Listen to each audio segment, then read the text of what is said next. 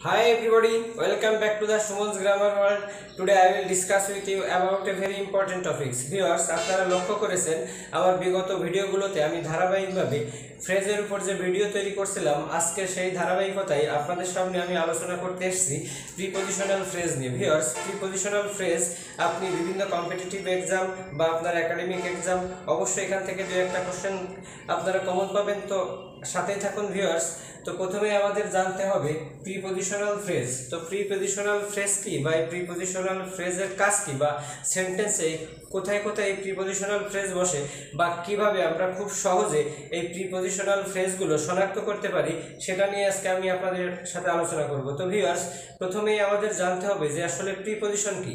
Preposition pre অর্থাৎ পূর্বের, position অর্থাৎ অবস্থান, অর্থাৎ নাউন প্রোনাউনের পূর্বে যে ওয়ার্ড বা ওয়ার্ড সমূহ বসে ওই নাউন প্রোনাউনকে সেন্টেন্সের অন্যান্য ওয়ার্ডের সাথে সম্পর্ক বুঝিয়ে দেয় বা ভার্বের সাথে সম্পর্ক বুঝিয়ে দেয়, তাকেই মূলত প্রিপজিশন। প্রিপজিশনের আবার দুইটা রূপ, একটা হলো পিওর প্রিপজিশন, অন্যটা phrase preposition. Viewers, pure preposition হলো একক একটা প্রিপজিশন। ভিউয়ার্স, একক একটা প্রিপজিশন যখন কোনো সেন্টেন্সে বসে তখন তাকে প্রিপজিশন বলে, কিন্তু a group of word which has no subject and finite verb that start with a preposition and end in a preposition is called prepositional phrase. Viewers, যে সমস্ত ফ্রেজ প্রথমে একটা প্রিপজিশন, মাঝে একটা নাউন এবং তারপরে একটা প্রিপজিশন দিয়ে শেষ হয়, তাকে মূলত প্রিপজিশনাল ফ্রেজ বলে। ভিউয়ার্স, আপনারা লক্ষ্য করুন preposition in, at, on, before, after, of, for, by, এগুলোকে পিওর প্রিপজিশন বলে, অর্থাৎ বিশুদ্ধ প্রিপজিশন। এর মধ্যে অন্য কোনো পার্টস অফ স্পিচের সংমিশ্রণ নাই। কিন্তু যখন এই পিওর প্রিপজিশনগুলোর আগে পরে অন্যান্য পার্টস অফ স্পিচ যোগ করে, সেটা অন্য প্রিপজিশনও হতে পারে বা নাউন হতে পারে, যোগ করে যখন এই গ্রুপ অফ ওয়ার্ড তৈরি করা হয় যেখানে ফাইনাইট ভার্ব এবং সাবজেক্ট থাকে না, তাকেই মূলত প্রিপজিশন বলে, প্রিপজিশনাল ফ্রেজ বলে। ভিউয়ার্স, এই প্রিপজিশনাল ফ্রেজ একটা সেন্টেন্সে প্রিপজিশনের মতো ব্যবহৃত হয়।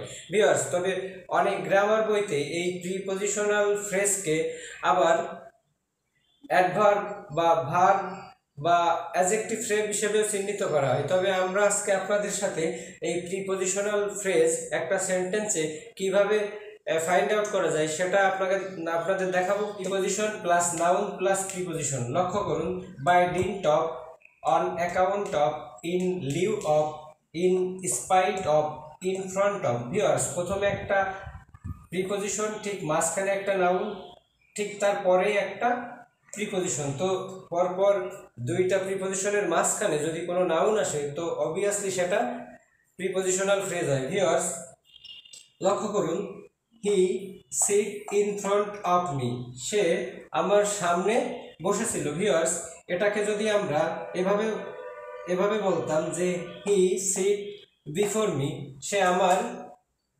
পূর্বে বসেছিল। ভিউয়ার্স, তাহলেও কিন্তু বাংলা অর্থের কোনো পরিবর্তন হতো না। তো ভিউয়ার্স, যেহেতু এখানে আমরা এই গ্রুপ অফ ওয়ার্ড ব্যবহার করছি, ইন ফ্রন্ট অফ মি, আমার সামনে একটা প্রিপজিশন, শেষে একটা প্রিপজিশন, মাঝখানে একটা নাউন, তো অবভিয়াসলি এটা একটা প্রিপজিশনাল ফ্রেজ। তো ভিউয়ার্স, যদি আমরা এখানে হি সিট বিফোর মি শুধু ইন ফ্রন্ট অফের পরিবর্তে বিফোর ব্যবহার করতাম, তো অবভিয়াসলি সেটা শুধু প্রিপজিশন হতো। তো ভিউয়ার্স, কোনো পিওর প্রিপজিশন এককভাবে যদি সেন্টেন্সে বসে তবে সেটা শুধু preposition.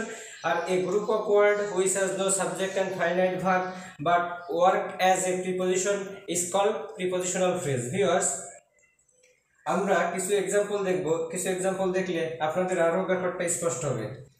Fatema could not come on account of her fever. Viewers, লক্ষ্য করুন, Fatema could not come, Fatema আসেনি বা ফাতেমা এসছিল না, on account of her fever, তার জ্বরের কারণে। ভিউয়ার্স, লক্ষ্য করুন, on account of her fever, তার জ্বরের জন্য।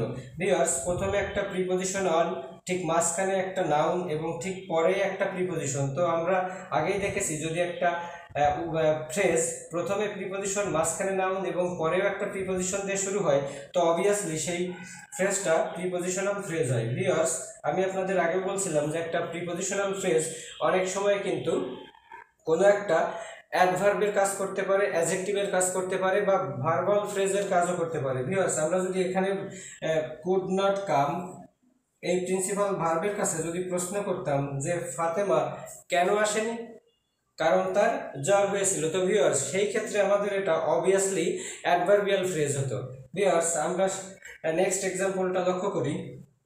Rio succeeded by dint of hard labour. Viewers লক্ষ্য করুন, রিও সাকসিডেড, রিও সফল হয়েছিল by dint of hard labour, তার মানে কি কঠোর পরিশ্রম দ্বারা, তার মানে কঠোর পরিশ্রম দ্বারাই রিও সফল হয়েছিল। ভিউয়ার্স এখানে লক্ষ্য করুন, বাই ডিন্ট অফ, বাই একটা সিঙ্গেল প্রিপোজিশন, মাঝখানে একটা ওয়ার্ড এবং ঠিক তারপরেই আর একটা অফ প্রিপোজিশন। তো ভিউয়ার্স আমাদের শর্ত ছিল যে প্রথমে এবং শেষে প্রিপোজিশন এবং মাঝখানে যদি নাউন থাকে বা অন্য কোনো ওয়ার্ড থাকে তো সেই টোটালটা মিলেই একটা প্রিপোজিশনাল ফ্রেজ হয়। তো অবভিয়াসলি ভিউয়ার্স এটা একটা প্রিপোজিশনাল ফ্রেজ। ভিউয়ার্স আমরা শেষের এক্সাম্পলটা লক্ষ্য করব।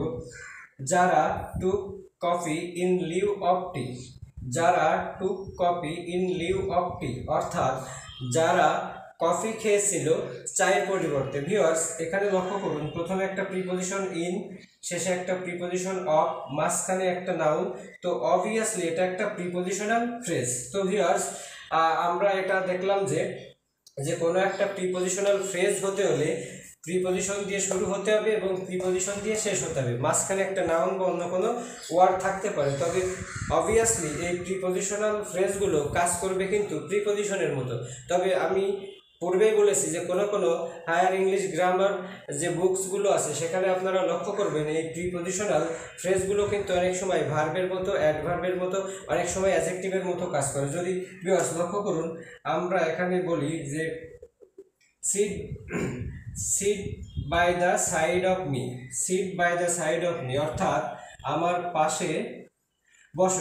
এখানটায় যদি আমরা এখানে একটা ইউ উজ্জ আছে, যদি আমরা ইউ ধরে নিই যে ইউ সিট বিসাইড মি, তুমি আমার পাশে বসো। ভিউয়ার্স এখানে by the side of me, আমার পাশে, অর্থাৎ যদি আমরা এখানে ভার্বের কাছে প্রশ্ন করতাম যে কোথায় বসবা বা কোথায় বসে, তখন কিন্তু অবভিয়াসলি উত্তর হিসেবে আসতো by the side of me. তো অবভিয়াসলি এটাও কিন্তু এক প্রকার অ্যাডভার্বিয়াল ফ্রেজ বলা যায় বা অ্যাডভার্বের মতো কাজ করে। তবে আমাদের বাংলাদেশে বিশেষ করে আমরা এভাবে ওটা শিখিনি। আমরা আদ্যপন্থভাবেই এই যে একটা প্রিপোজিশন দিয়ে শুরু হবে এবং মাঝখানে একটা নাউন থাকবে এবং পরে যে আর একটা প্রিপোজিশন দিয়ে শেষ হবে, এটাকে আমরা সাধারণত প্রিপোজিশনাল ফ্রেজ হিসেবে দেখি এবং এটা একক একটা সিঙ্গেল পার্টস অফ স্পিচ অর্থাৎ প্রিপোজিশনের মতো সেন্টেন্সে কাজ করে, যেখানে সাবজেক্ট এবং ফাইনাইট ভার্ব থাকে না। তো ভিউয়ার্স এই ছিল আমাদের প্রিপোজিশনাল ফ্রেজ। তো আশা করছি আপনারা বুঝতে পারছেন। যদি আমার এই ভিডিও থেকে আপনারা কিছু শিখতে পারেন তো অবভিয়াসলি আপনাদের ফ্রেন্ডদের সাথে আমার ভিডিওটা শেয়ার করবেন। আর আপনি যদি নতুন হয়ে থাকেন তো অবশ্যই সাবস্ক্রাইব করবেন। ধন্যবাদ।